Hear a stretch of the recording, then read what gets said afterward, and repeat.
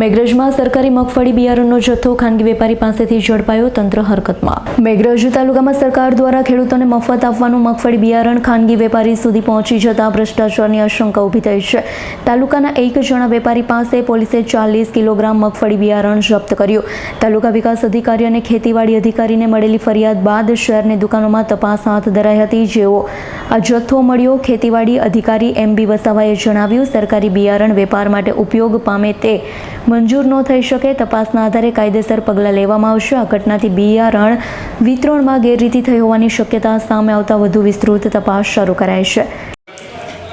આજરોજ મેઘરજ તાલુકા પંચાયત ખાતે મેઘરજ તાલુકાના કેટલાક ખેડૂતોની મૌખિક રજૂઆત હતી કે ખેતીવાડી ખાતા દ્વારા મળેલ મગફળી બિયારણનું બજારમાં ખેડૂતો દ્વારા વેચાણ થઈ રહ્યું છે, જે સંદર્ભે તાલુકા વિકાસ અધિકારીને પણ ખેડૂતો દ્વારા ફરિયાદ મળી હતી। તો તેમને સાથે રાખી TDO સાહેબ શ્રીને જોડે રાખી અને બજારમાં દુકાનોની ચેકિંગ કરતા એ પંચાલ ચોકડી નજીક મનપસંદ હોટલની બાજુમાં રામદેવ સિંગ ચણા નામની એક દુકાન છે, જેમાંથી મગફળી 23 GJ 23 નંબર અમને જોવા મળી હતી। અંદાજિત 40 કિલોની આજુબાજુ એ જથ્થો અમે જપ્ત કર્યો છે અને પંચરોજ કામ કરી અને પરત આપણે જિલ્લા સંઘમાં જમા કરાવ્યું છે।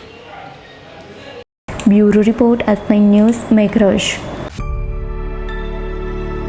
અમારી તમામ માહિતીથી અપડેટ રહેવા માટે જોડાયેલા રહો S9 ન્યૂઝ સાથે।